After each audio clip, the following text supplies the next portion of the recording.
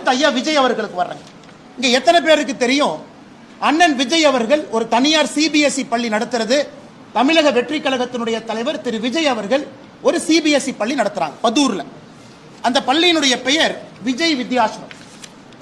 நடிகர் விஜய் அவர்கள் தமிழக வெற்றி கழகத்தினுடைய தலைவர் விஜய் வித்யாசிரம் என்கின்ற பள்ளி நடத்துறாங்க. சி ஜோசப் விஜய் என்கின்ற பெயரை பாருங்க, நான் கொடுத்திருக்கிற டாக்குமெண்ட்ல கொஞ்சம் ஜூம் பண்ணுங்க. சி ஜோசப் விஜய் என்கின்றவர் யாரு? அவர் புதுசா மேல இருந்து வந்தாரா? அவருடைய இடத்தை 35 ஆண்டுகள் 2017 இருந்து 2052 வரை திரு ஜோசப் விஜய் அவர்கள் அவருடைய இடத்தை ஒரு அறக்கட்டளைக்கு 35 ஆண்டு லீஸ் கொடுக்கிறார். அந்த அறக்கட்டளை யாருடைய பேர்ல ரெஜிஸ்டர் ஆயிருக்குன்னா திரு சந்திரசேகரன் அவருடைய பேர்ல, எஸ்.ஏ. சந்திரசேகர் அவருடைய பேர்ல அந்த அறக்கட்டளை ரெஜிஸ்டர் ஆயிருக்கு.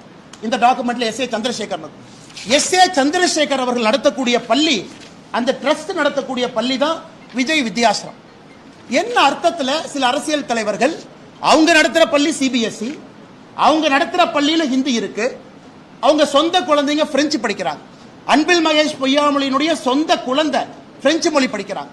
இந்த அரசியல்வாதிகள் எந்த லட்சணத்தில் வெளியே வந்து அரசு பள்ளியில் இருக்கக்கூடிய மாணவர்கள் மட்டும் 2 மொழி படிக்க வேண்டும் என்று எந்த லட்சணத்தில் சொல்றாங்க?